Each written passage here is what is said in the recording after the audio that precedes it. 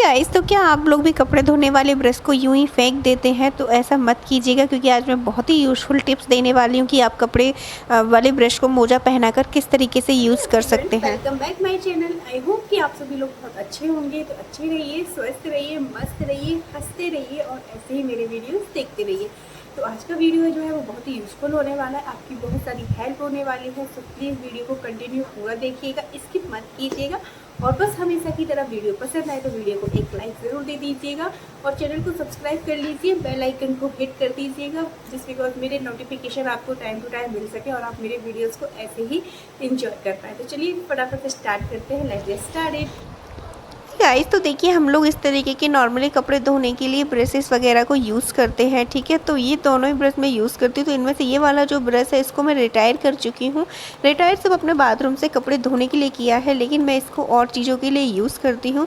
तो अगर आपके पास भी इस तरीके का ब्रश है, आप हटा देते हैं तो हटाइएगा मत। आप इससे और भी बहुत सारी चीज़ें क्लीन हो सकती हैं अभी भी, और बहुत अच्छे से क्लीन होती हैं। तो आप इससे ब्रश से देखिए, इसमें अभी आप क्या क्या क्लीन कर सकते हैं मैं आपको वो बताती हूँ, क्योंकि इस ब्रश को भी फेंकना नहीं है, इससे भी आप बहुत सारी चीज़ें क्लीन कर सकते हैं। और ये ब्रश तो हमारा है ही, तो हम दोनों ब्रश से आपको बहुत ही अच्छे आइडियाज़ बताने वाली हूँ कि आप न्यू ब्रश को भी किस तरीके से यूज़ कर सकते हैं। तो चलिए फटाफट से स्टार्ट करते हैं। तो गाइस, जो पुराना वाला ब्रश है जिसको हम रिटायर कर चुके थे, उसको अब बस आपको क्या करना है, आप सिंक वगैरह क्लीन करने के लिए यूज़ कर सकते हैं। बस आपको हल्का सा पानी में डिप करना है, कोई भी डिश वॉशर या सोप वगैरह जो भी आप यूज़ करते हैं बर्तन धोने के लिए, आप उसी को ही यूज़ कर सकते हैं। और बस इस तरीके से आपको अच्छे से रफ़ करना है, क्योंकि इसमें जो टीथ ब्रश होते हैं वो काफ़ी अच्छे होते हैं, तो वो मतलब आपकी सिंक वगैरह को अच्छे से क्लीन कर सकते हैं, ठीक है। तो इस तरीके से बस आपको अच्छे से मतलब रगड़ना है। और बस इसके लिए आपको बाहर से अलग से जो हम ब्रशेस वगैरह महंगे महंगे खरीदते हैं वो भी खरीदने की कोई ज़रूरत नहीं है। आप इसी से बहुत अच्छे से अपनी सिंक वगैरह साफ़ कर सकते हैं। लाइक टाइल्स वगैरह भी आप बहुत अच्छे से क्लीन कर सकते हैं। कई बार होता है कि इसमें कुछ चीज़ें फंस जाती हैं, कुछ भी खाना वगैरह या बाल वगैरह कुछ फंस जाता है, तो आप इससे ब्रश से अच्छी तरीके से निकाल सकते हैं। और फिर इस तरीके से ही आप सेम अपनी वॉश बेसिन वगैरह को भी अच्छे से क्लीन कर सकते हैं, क्योंकि वॉश बेसिन पे भी कई बार कुछ मतलब हार्ड से स्टेन लग जाते हैं, जिनको रिमूव करना काफ़ी मुश्किल हो जाता है। तो आप उससे मतलब इस ब्रश से ही आप अच्छे से क्लीन कर सकते हैं। और इसी तरीके से हमारे घर में कुछ गटर्स वगैरह होते हैं जहाँ पर जाली वगैरह लगी होती है, तो वहाँ पर भी आप इसको अच्छे से क्लीन कर सकते हैं। कई बार इनमें कुछ चीज़ें फंस जाती हैं, लाइक इसी तरीके से आपके बाथरूम वगैरह में जाली होती होगी, उसमें बाल वगैरह फंस जाते होंगे, तो आप उसको भी इसी ब्रश से अच्छे से क्लीन कर सकते हैं। क्योंकि बाल वगैरह अगर आपको हाथ से उठाना नहीं है तो आप इस ब्रश से कीजिएगा, सारे जो बाल वगैरह हैं वो आपके इसी ब्रश में आ जाएंगे और फिर आप उनको ईजी तरीके से हटा सकते हैं। तो गाइस, नेक्स्ट टिप्स है यहाँ पर अब न्यू वाले ब्रश से जो हमारा यूज़ में है अभी, तो उस ब्रश से आप क्या कर सकते हैं। तो इस तरह देखिए, यहाँ पर आपको क्या करना है, सबसे पहले एक कोई सा भी आपको मतलब सॉक्स ले लेना है। सॉक्स आपको थोड़ा सा पतला लेना है, जिससे कि इसके हल्के हल्के से ब्रशेस हैं जो कि बाहर आ सकें। तो बस आपको हल्का सा पतला सा कोई वो ले लेना है। जो समर्स वाले सॉक्स होते हैं आप उनका यूज़ कर सकते हैं। तो इस तरीके से आपको अपने सॉक्स को, मोजे को पहनाना है बस। और ये जो एक्स्ट्रा पार्ट है इसको आप अंदर की साइड कर दीजिएगा इस तरीके से, लेकिन आपको इसको जो है ब्रश की साइड नहीं करना है। जिस तरफ हमारे ब्रशेस हैं उस साइड आपको बिल्कुल भी नहीं करना है, इसको आप पीछे की साइड यहाँ पर कर दीजिए। और इस तरीके से ये हमारा ऑर्गेनाइज़र बनकर तैयार है। अब आप इससे कपड़े वॉश कीजिएगा। तो आप इससे किस तरीके के कपड़े वॉश कर सकते हैं वो मैं आपको बता देती हूँ। तो देखिए, हमारे पास कुछ इस तरीके के कपड़े होते हैं, लाइक ये नेट फैब्रिक का कपड़ा होता है जिस पर हम डायरेक्टली ब्रश नहीं लगा पाते हैं, क्योंकि फट बहुत जल्दी जाता है। इसी तरीके से कॉटन के फैब्रिक होते हैं, कॉटन पे अगर हमने डायरेक्टली ब्रश लगा दिया तो 3-4 स्ट्रोक में ही हमारे कॉटन का कपड़ा एकदम मसलिन क्लॉथ जैसा छलनी सा हो जाता है। और सबसे बड़ी बात होती है कि इस तरीके के जो हमारे हैवी वर्क वाले कपड़े वगैरह होते हैं उनको तो हम घर में धो ही नहीं पाते, क्योंकि अगर कोई स्टेन वगैरह लग जाता है तो इन पर ब्रश वगैरह हम नहीं लगा पाते हैं और हमें इनको लॉन्ड्री पर ड्राई क्लीनिंग के लिए भेजना ही पड़ता है।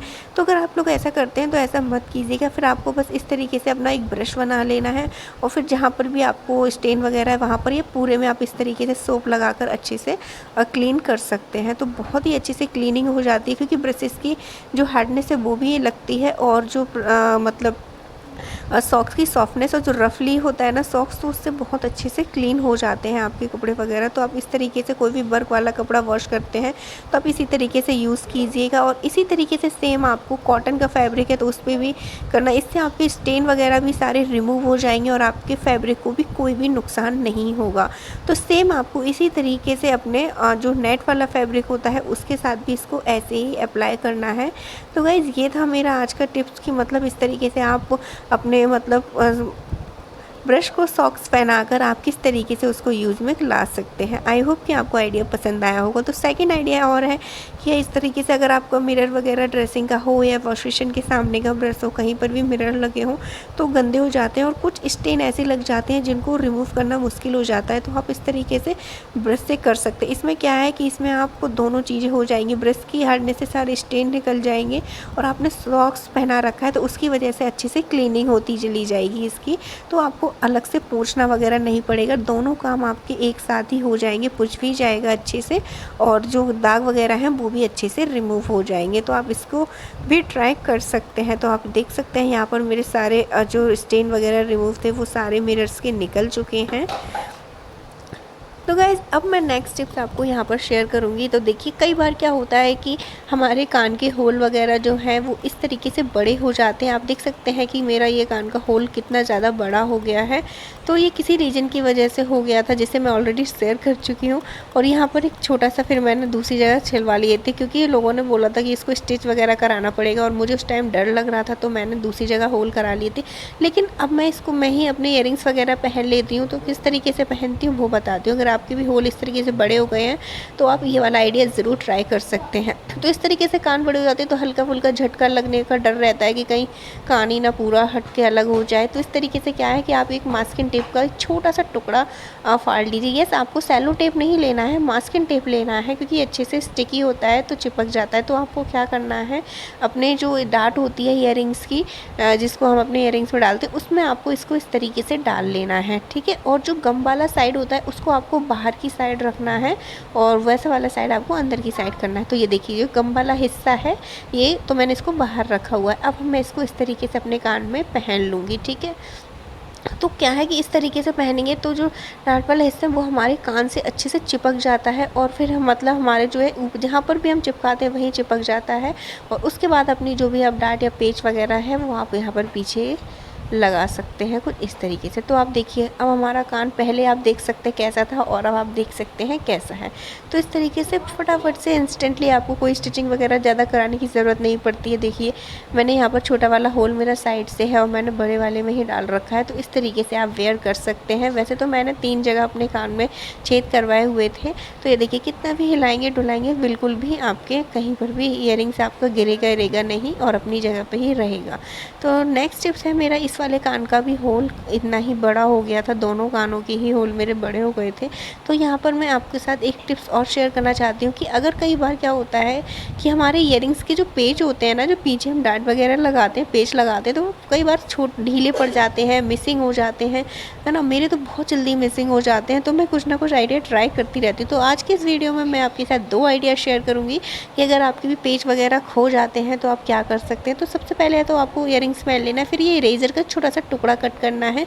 जो बच्चों की नॉर्मली इरेज करने वाली इरेजर होती है, रबड़ होती है, उसमें तो छोटा सा टुकड़ा कट करके आप उसको इस तरीके से इयरिंग्स में लगा सकते हैं। तो भी आपकी इयरिंग्स कहीं भी हिलेगा डुलेगा नहीं और बिल्कुल भी एक्यूरेट रहेगा और ये सॉफ्ट भी काफ़ी रहता है अकॉर्डिंग टू पेज। अब दूसरा आइडिया है कि अगर आप रबड़ वगैरह नहीं लगाना चाहते तो आपके पास डबल साइडेड टेप हो तो आप उसका छोटा सा टुकड़ा इस तरीके से राउंड में हल्का सा कट कर लीजिएगा।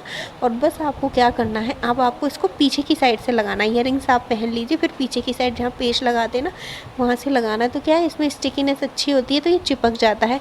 और इसको आप कान से ना भी चिपकाएं, हल्का सा बस डार्ट पर ही चिपका लें तब भी ये अच्छे से लग जाता है। तो ये देखिए, तो इस तरीके से आप लगा सकते हैं। देखिए मैंने इसको यहाँ पर बिल्कुल कान से चिपकाया नहीं है क्योंकि इसमें बेनिफिट ये होता है, कान से चिपका देते हैं पेच वगैरह तो उसमें हवा पास नहीं होती और कान में ईचिंग वगैरह होती है।